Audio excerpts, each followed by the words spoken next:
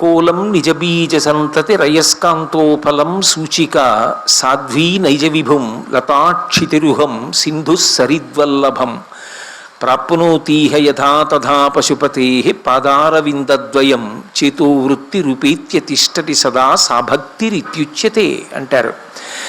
నది ప్రవహించి ప్రవహించి ప్రవహించి వెళ్ళిపోతుంది. దానికి ఎవరు దారి చెప్పరు. వెళ్ళి వెళ్ళి సముద్రమునందు సంగమిస్తుంది. ఆ సంగమించినప్పుడు తీయటి నీరు కలిగినటువంటి నది, ఒక పేరుతో ప్రవహించినటువంటి నది, ఒక మార్గంలో ప్రయాణించినటువంటి నది సముద్రంతో కలిసిపోయిన తర్వాత ఇక విభాగం చేసి చూపించడానికి అవకాశం ఉండదు. ఇది గోదావరి అని కానీ, ఇదిగో ఈ నీళ్లు తీయగా ఉంటాయని కానీ చెప్పడం కుదరదు.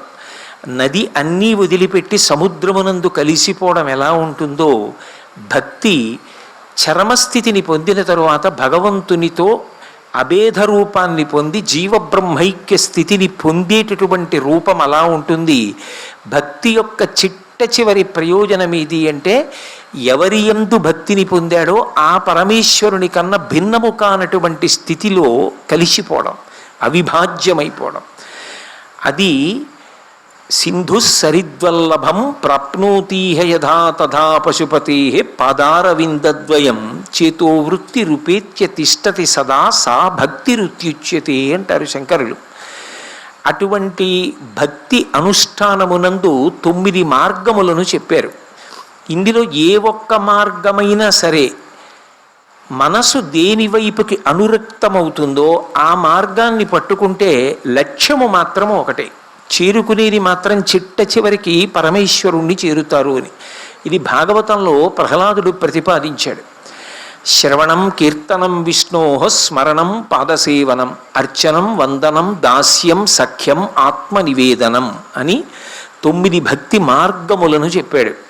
శ్రవణం వినడం, కీర్తనం ఈశ్వరుడి యొక్క సంకీర్తనం చేయడం, స్మరణం భగవంతుణ్ణి ఎప్పుడూ స్మరిస్తూ ఉండడం, పాదసేవనం ఈశ్వరుడి యొక్క పాదసేవ చేయడం, అర్చనం ఈశ్వరుడి యొక్క పూజాధికములను నిర్వహించడం, వందనం నమస్కరించడం, దాస్యం దాస్యభక్తి, సఖ్యం స్నేహభావాన్ని పొందడం, ఆత్మనివేదనం సర్వస్య శరణాగతి సమస్తము ఈశ్వరునికి సమర్పించడం.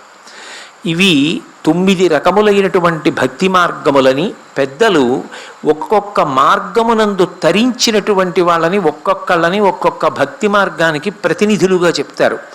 శ్రవణం విని తరించిన వాళ్ళల్లో మొదటివాడు పరీక్షిత్, ఆయనని ప్రబల ఉదాహరణగా చెప్తారు. కీర్తనం పరవశించి భగవంతుడి గురించి కీర్తించి తరించిపోయిన వాళ్ళల్లో చాలా చాలా గొప్పవాడు శుకబ్రహ్మ. స్మరణం కీర్తనం విష్ణోః స్మరణం, ఎప్పుడూ భగవంతుణ్ణి స్మరించడానికి ప్రహ్లాదుడు. స్మరణం పాదసేవనం తల్లి లక్ష్మీదేవి, అర్చనం పృథుమహారాజు, వందనం అక్రూరుడు, దాస్యం హనుమ, సఖ్యం అర్జునుడు, ఆత్మనివేదనం బలిచక్రవర్తి. ఒక్కొక్క భక్తికి ఒక్కొక్కరిని ఉదాహరణగా చెప్తారు. ఇందులో శ్రవణం కీర్తనం విష్ణోహో అని, విష్ణువుని ఇలా ఆరాధించండి, విష్ణువుని ఈ 9 మార్గములలో ఆరాధించండి అంటే ఇది శివారాధనకి పనికొచ్చే మార్గములు కావా అన్న ప్రశ్న వేయకూడదు. ఎందుకని అంటే విష్ణువు అన్న శబ్దానికి అర్థం వ్యాపకత్వం.